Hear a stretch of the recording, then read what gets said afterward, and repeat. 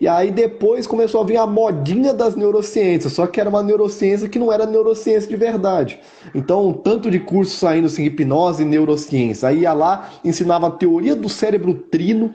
Se você aprendeu a teoria do cérebro trino achando que você estava aprendendo neurociência, você aprendeu até um negocinho didático legalzinho.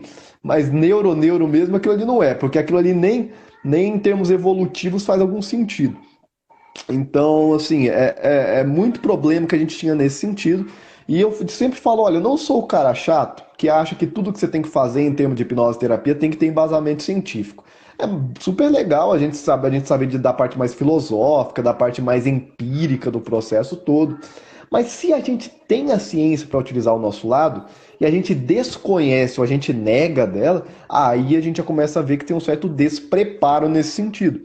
E isso eu digo nem só no universo da hipnose, até mesmo no universo das psicoterapias, profissionais formados, às vezes com graduação em psicologia, pós-graduação em sei lá mais o que, às vezes não sabem o mínimo sobre como funciona o sistema neurohormonal. E hoje em dia não faz sentido a gente trabalhar com essas práticas sem entender neurociência de verdade. O que são as neurociências então? Para a gente saber o que são as neurociências, eu tenho que começar definindo mais ou menos o que é neurobiologia. E para definir o que é neurobiologia, eu falo um pouquinho sobre o que é biologia, que eu e o Bruno aqui já ficamos imersos anos aí de graduação.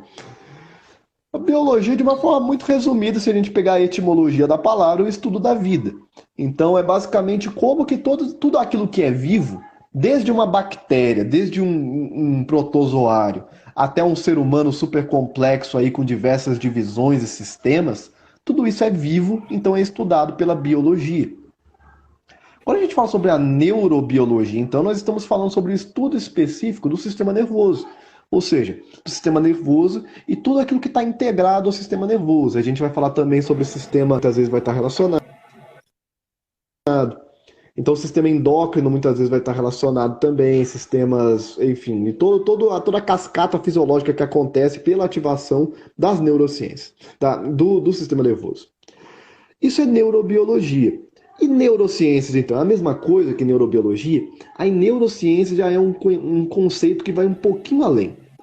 Ou seja, ao invés de eu simplesmente estudar a biologia do sistema nervoso, eu quero integrar o conhecimento da biologia do sistema nervoso a outros ramos, da psicologia, da filosofia, da anatomia, sabe-se lá mais o quê.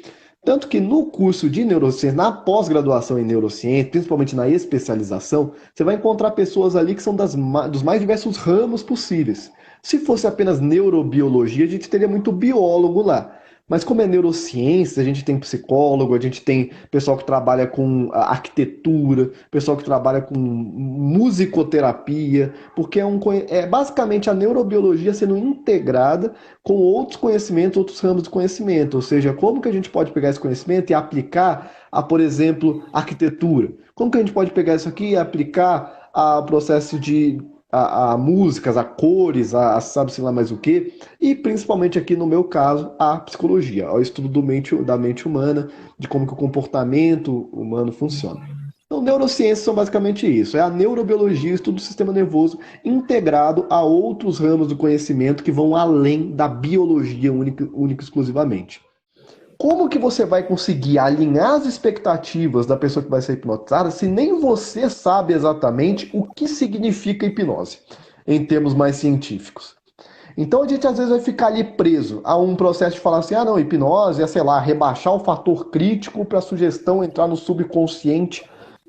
Aí você fala isso para a pessoa que está sendo hipnotizada, muitas vezes ela não vai entender exatamente o que isso significa. E você também não está entendendo. Você está falando isso porque você aprendeu em algum lugar que é assim que se faz. Mas o que realmente está acontecendo no cérebro de uma pessoa que está sendo hipnotizada? Como que você faz para conseguir que alguém que seja resistente à hipnose, por exemplo, tenha uma resposta melhor? Como que funciona esse processo? Se você está muito preso ali a conceitos muito superficiais do que é a hipnose, você simplesmente não vai conseguir destrinchar isso mais com a pessoa, não vai conseguir criar uma expectativa adequada, você vai ficar falando de coisas que não tem nada a ver com nada com a pessoa que está sendo hipnotizada. Quando a pessoa demonstrar o mínimo sinal de resistência, você vai virar para ela e vai falar o seguinte, olha só, sabe por que você não conseguiu entrar em transe? Porque você não se permitiu. Aí ele vai falar, beleza, e o que que eu faço então? Como que eu me permito? Aí você vai falar, não sei, só se permite. Se permite aí, o que que é se permitir? Não é só se permitir. Se permitir é um dos passos importantes, mas a pessoa precisa entender o que que tem que acontecer, o que que eu tenho que fazer, como que a hipnose funciona, como que funciona o processo de automatização de um processo cognitivo. Como que eu faço, por exemplo, para conseguir me engajar nisso, entendendo o que que eu tenho que sentir. E aí, eu sou um pouquinho radical nisso, e às vezes eu faço até de uma forma provocativa, mas boa parte dos hipnólogos que fazem hipnose hoje ficam muito presos a ficar tentando levar a pessoa hipnotizada a uma espécie de estado alterado de consciência que é chamado comumente de transe. Vamos entrar em transe hipnótico. E aí eu penso assim, que raios é transe? O que é transe exatamente? O que significa falar que uma pessoa vai entrar em transe? Quando eu comecei a estudar neuro e comecei a dar aula de hipnose e tudo mais, eram esses questionamentos que eu fazia. Será que você que trabalha com hipnose hoje, que faz hipnose, você faz esse tipo de questionamento? Ou você está só replicando? Replicando. Se você tiver coragem o suficiente de dar um passo atrás e pensar o que é transe exatamente? Ou mais do que isso, o que é hipnose? O que significa? Se eu tivesse que fazer um artigo científico, explicar o que é hipnose para alguém, o que eu falaria exatamente? Como eu falei, se você entende neurofisiologia, você consegue criar uma expectativa mais adequada. Por quê? Porque você entende que a nível neurocientífico, a hipnose e a terapia também, elas alteram sim o funcionamento do cérebro, é claro que alteram. Só que a gente não consegue realmente identificar uma alteração ali que eu posso dizer, olha, isso aqui é um transe, isso aqui é exatamente o que vai acontecer, é isso que você tem que sentir. A gente tem que entender que qualquer coisa que acontece pode alterar o funcionamento do nosso cérebro. Se eu tô aqui falando com você e eu fechar os meus olhos, se eu fechei os meus olhos, automaticamente minhas ondas cerebrais tendem a começar a ficar um pouquinho mais lentas, só porque eu fechei o olho. Aí você pensa assim, então se eu encontrei um estudo lá que mostrou alterações neurofisiológicas na hipnose, quer dizer que a pessoa entrou no estado alterado de consciência. Bom, se você considerar que o fato de você fechar o olho você está no estado alterado de consciência, então sim. Então a cada instante a gente está no estado alterado de consciência diferente. Mas fora isso, não. E aí quando você fala sobre transe, a pessoa fica esperando isso, que olha, daqui a pouco eu vou sentir que eu fui para um outro universo, que ela fica esperando sentir que entrou em transe. E aí eu pergunto o seguinte, o que você estava esperando sentir? O que significa sentir que entrou em transe? Eu posso dizer, galera, hoje, que no meu consultório, eu atendo muita gente no meu consultório, eu atendo a mais ou menos umas 150 pessoas por ano lá no meu consultório. Então, eu posso dizer que, olha, é muito raro alguém virar para mim e falar assim, nossa, eu acho que eu não entrei em transe. Por que que isso acontece? Porque antes eu já destruí esse conceito com a pessoa. Eu deixei muito claro que, olha, não é isso que você tem que esperar. A hipnose é um processo de alterar percepções de realidade. É um processo de utilizar a comunicação para alterar a percepção de realidade. Não é um processo de entrar num limbo, de ficar meio dormindo, de perder a consciência, não tem nada a ver com isso. Embora algumas pessoas sintam, sim, um super relaxamento. Algumas pessoas muito específicas, que geralmente são chamadas as tais sonambúlicas, chegam sim a ter sensações oníricas. O que é isso? A pessoa sentir uma sensação de meio sono. Mas é uma porcentagem muito pequena e a gente não consegue dizer exatamente o que é um transe, o que é aquilo, a gente só sabe que aquela pessoa está mais propensa, por exemplo, a alucinar. Porque ela está tendo realmente uma sensação onírica ali, um processo de meio sono REM, vamos dizer.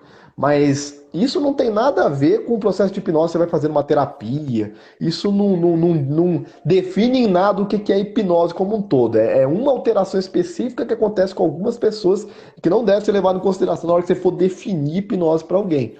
Então são essas confusões conceituais que, galera, é complexo? É complexo. Não é uma coisa que de um dia para o outro você vai entender. Entender a neurofisiologia por trás de hipnose e terapia requer muito esforço cognitivo para entender essa confusão toda. Mas não dá para a gente ser simplista. Então, ficar tentando falar para a pessoa que ela vai entrar num transe vai criar uma expectativa que é basicamente o seguinte: se eu não sentir que entrou em transe, nada vai funcionar.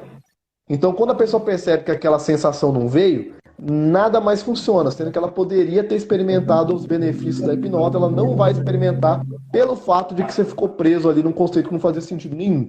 Então, é basicamente esse é um pouquinho do porquê que hoje eu sou contra a utilização desse termo, embora, só para finalizar, como o Bruno mesmo falou, quando a gente utiliza esses termos de uma forma metafórica, dependendo do caso, é aceitável, vamos dizer assim. Então vamos pensar, se eu quero ensinar para um leigo ali alguma coisa sobre hipnose, eu posso utilizar o termo subconsciente e tal, para poder destrinchar isso de uma forma bem metafórica? Até posso, mas com muito cuidado.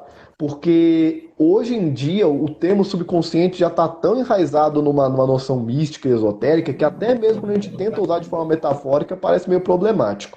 Milton Erickson utilizava o termo transe, por exemplo, de uma forma do tipo, olha, transe é ficar focado numa ideia. Pô, se a gente utilizasse isso dessa forma, seria super legal. Aí ele fala sobre o transe tóxico, sobre o transe naturalístico. Aí é uma super legal utilizar o termo transe. Só que, infelizmente, quando você fala transe para alguém, a pessoa já tem uma noção toda errada. Então eu prefiro nem usar, nem uso esse termo, porque a pessoa já vai ter uma noção toda errada. Basicamente isso. Hipnose é a alteração da percepção da realidade individual e subjetiva através de uma comunicação verbal não verbal. Então, destrinchando isso um pouco mais. Ele deixa claro que, olha, uma realidade individual subjetiva. O que é subjetivo, galera? É uma coisa que não é objetiva, que não é isso, que vai depender de acordo com as interpretações de cada um. Então, cada pessoa consegue ter uma própria interpretação de mundo. Basicamente, a gente pode pegar até o próprio conceito da TCC, da terapia cognitivo-comportamental, que fala, olha, o que importa não são os fatos. O que importa é a interpretação que você dá a cada fato. A gente tem que pensar, vamos falar de uma forma mais científica, que a gente realmente não consegue ver o mundo externo. O que a gente realmente percebe, nossas percepções, são basicamente um monte de conexões neurais que estão sendo feitas através de estímulos que estão chegando aqui.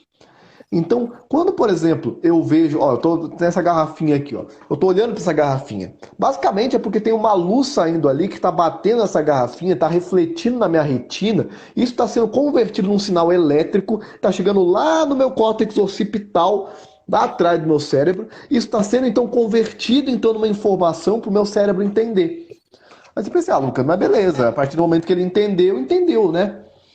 Não exatamente. Porque a forma com que você vai interagir com isso que você está percebendo, com essa percepção sensorial, vai depender de acordo com o quê? Primeiro, com a sua biologia, a sua genética, e segundo, com as experiências que você teve já ao longo da sua vida. Então eu posso olhar para isso aqui, olha, eu olhei para, vamos supor que tem uma barata ali, ó. Olhei para aquela barata, o estímulo foi, chegou no meu olho, chegou lá no córtex occipital, interpretei que tem uma barata. Mas aí acabou? Não. Porque essa informação vai começar a interagir o quê? Com vias do nosso sistema límbico, que é o nosso sistema de emoções e memórias. E aí eu posso chegar nessa parte de emoções e memórias e lembrar que, olha, eu sou biólogo, já peguei barata na mão, já precisei de secar a barata. Então, para mim, barata é só um bicho.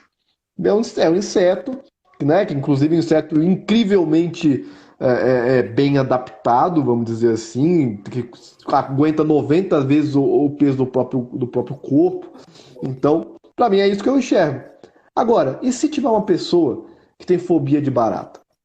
Ela vai olhar para aquela barata, a informação vai chegar, chegou no córtex occipital, mas aí vai começar a interagir com as memórias que ela tem, das vias neurais que foram criadas, de traumas que foram criados com barata, desde pequeno, de sei lá, a pessoa via barata, o pessoal se desesperava, o pessoal gritava. Isso se chama condicionamento clássico. E aí, o condicionamento clássico, em termos de neurociência, é entendido como uma memória intrínseca. É uma memória não declarativa. O que é isso? É uma forma de memorização que ela é inconsciente, que não é uma coisa que você para e pensa. Por exemplo, eu posso lembrar do meu aniversário de 15 anos. Eu paro e penso, olha, aconteceu tal coisa. Isso é uma memória declarativa, uma memória consciente. Mas tem memórias não declarativas, como o condicionamento clássico, que é basicamente algo que ficou armazenado ali, uma informação de que barata é um perigo, mas não é uma coisa que eu paro e penso, é uma reação automática. Então isso tem a ver com algo que ficou armazenado aqui no meu cérebro. Então eu vou ver a realidade de uma forma diferente, porque existe uma via neural que foi criada com relação a isso. Então, Basicamente, pessoal, por que, que a realidade é diferente pessoa para pessoa? Por conta de um mecanismo chamado neuroplasticidade. Nosso cérebro ele se modifica à medida que nós vivemos. E por isso a gente começa a enxergar a realidade com base nesses vieses, porque nós criamos vias neurais que criam esses vieses.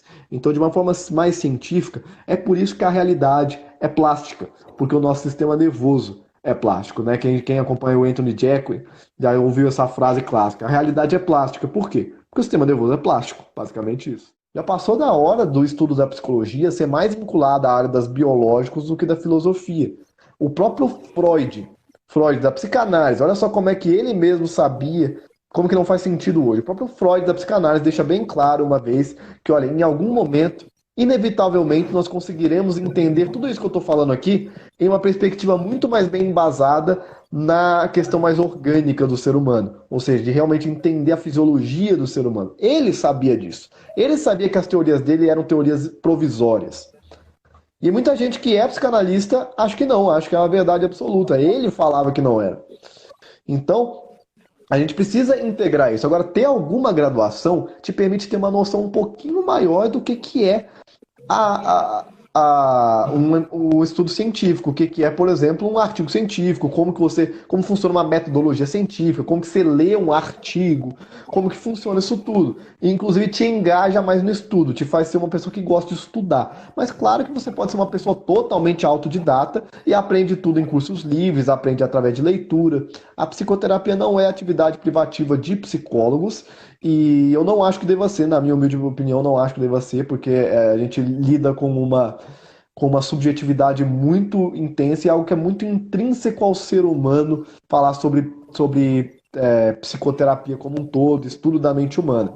A gente está lidando com isso o tempo inteiro. Então, basicamente, vamos dizer assim, restringir esse estudo a uma única profissão seria regulamentar a comunicação humana. Você chegaria num ponto que você teria que falar, olha, a partir de agora só pode conversar quem tem graduação em psicologia. Não faz sentido. Toda memória é falsa? Toda memória é falsa, pessoal. Toda memória é falsa. Por que que toda memória é falsa? Isso é meio assustador para as pessoas. Nossa, os meus maiores sonhos e tudo mais. Mas, pessoal, a gente tem que entender que lembrar-se é um processo ativo. Lembrar-se não é um processo passivo. Você precisa ativamente reconstruir a sua memória no momento que você vai lembrar de alguma coisa.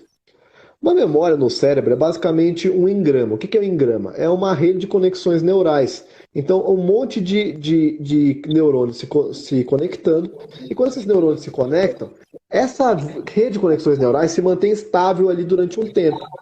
E quando um estímulo semelhante surge, você basicamente reconstrói aquela rede de conexões neurais. Quando isso acontece, essa rede ela se desestabiliza. E você pode acabar ali tendo alguma alteração ali de posição de receptor e tudo mais. Então toda memória ela tem algum grau de distorção. Você nunca vai se lembrar de uma forma totalmente fiel, totalmente uma réplica do que aconteceu. Pode ser algo assim muito fiel, muito próximo ao que aconteceu, né? Não é que a sua memória ela é toda falsa, não é isso. Ela tem componentes reais ali, mas ela está fragmentada, ela está já distorcida de alguma forma.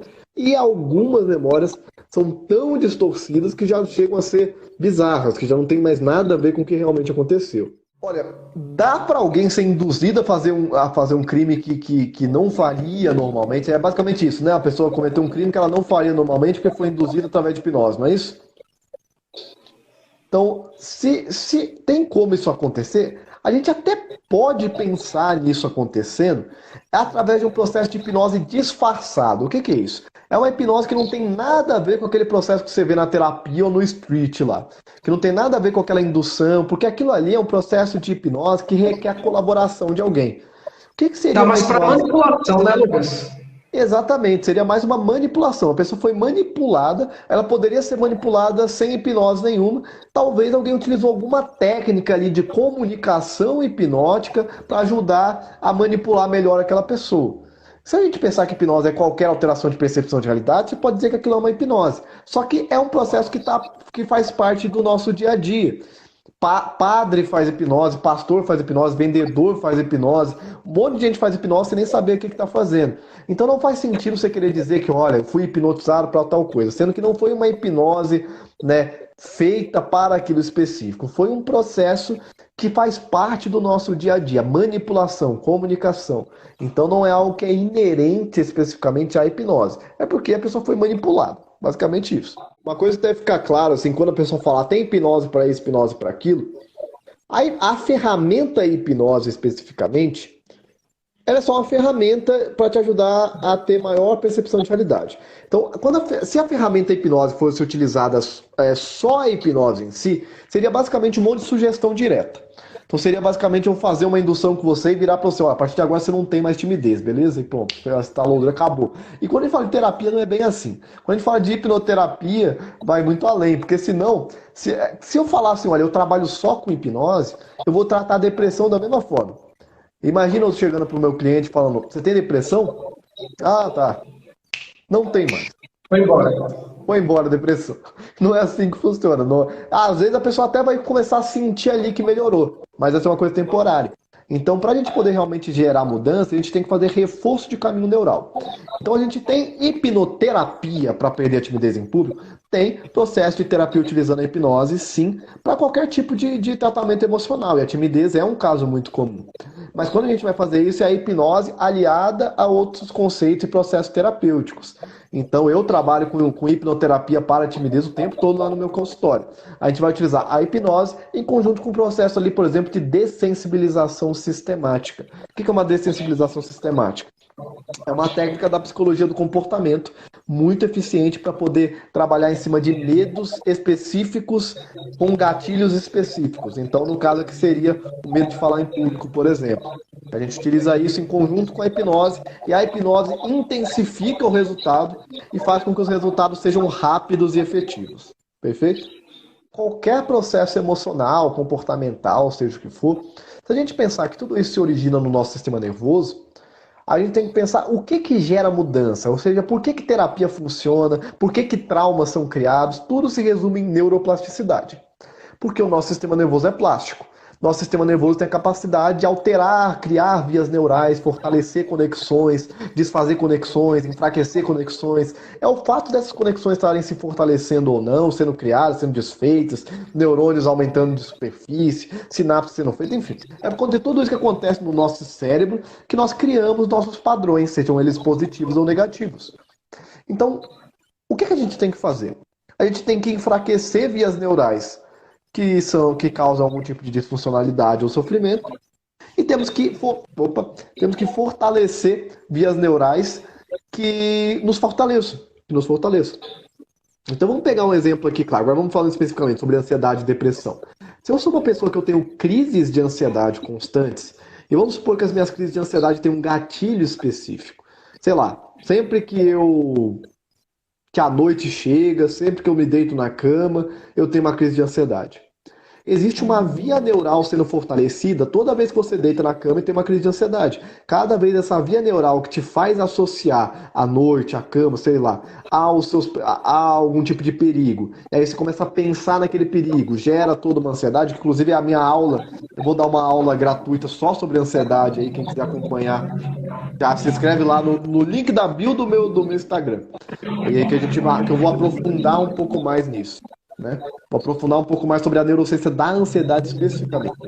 Mas você está reforçando uma via neural. Está reforçando uma via neural cada vez mais. Então, quando a sua via neural vai sendo reforçada, você vai começando a ter cada vez maior sensibilidade àquele padrão. Então, facilmente, você já está tendo crise de ansiedade de novo. Você tem que encontrar uma forma de começar a enfraquecer essa via neural. E como que você enfraquece uma via neural, pessoal? Criando uma nova via neural que vai competir com aquela anterior e fazer com que a antiga via neural comece a perder sentido. Isso se chama teoria da interferência. Basicamente é mostrando que a gente tem ali uma via neural, se eu criar uma nova via, e essa via, por algum motivo, ela parecer fazer mais sentido para o seu cérebro do que a anterior, essa nova via neural aqui vai ganhando força e essa aqui vai se enfraquecendo. Como que você faz isso? Aí é todo um processo de ressignificação, de neuroaprendizagem. Mas o que eu posso dizer, uma dica, por exemplo, é você aprender formas de enfrentar as crises de ansiedade para que você consiga diminuir os sintomas e não ficar reforçando aquele padrão de sente ansiedade, se encolhe num canto, fica desesperado, espera a ansiedade passar. Não, levanta, enfrenta ela, tem exercícios que eu gosto de ensinar, estimulação, vai fazer polichinelo. Lembra, você começou a sentir crise de ansiedade, faz polichinelo. Faz 100 polichinelo, sei lá, o tanto você conseguir. E depois vai lavar a louça, sei lá. Só para você não reforçar aquela via neural da ansiedade. Dissipa aquela energia. E vai fazer alguma coisa que ocupe seus pensamentos.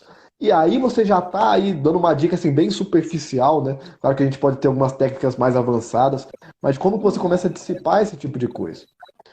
Mas o que a gente tem que levar em consideração é que tanto a ansiedade quanto a depressão são transtornos. E os transtornos mentais, os transtornos cognitivos, eles são multifatoriais. Então existem diversas questões que podem estar por trás de cada uma desses transtornos. A depressão mesmo, ela é super incerta. O que que causa a depressão? Putz, pode ser uma deficiência ali na transmissão de serotonina, pode ser uma baixa produção de novos neurônios. Então, o que que você tem? O que que eu costumo recomendar de alguns hábitos saudáveis? Prática de exercício físico, porque prática de exercício físico aeróbico vai gerar um aumento da neurogênese. A prática da leitura, por exemplo, a leitura te ajuda a manter novos neurônios vivos. A regular bem a sua alimentação, evitar, por exemplo, muito carboidrato. A E, principalmente, evitar o estresse, porque o estresse é uma das questões que mais vão te gerar aí qualquer processo de psicopatologia. Como que você evita o estresse? Bom, o melhor dos mundos é você fazer uma terapia. Procura uma terapia que realmente faça sentido para você. A hipnoterapia hoje é uma excelente ferramenta, mas nem que você esteja fazendo com um psicólogo.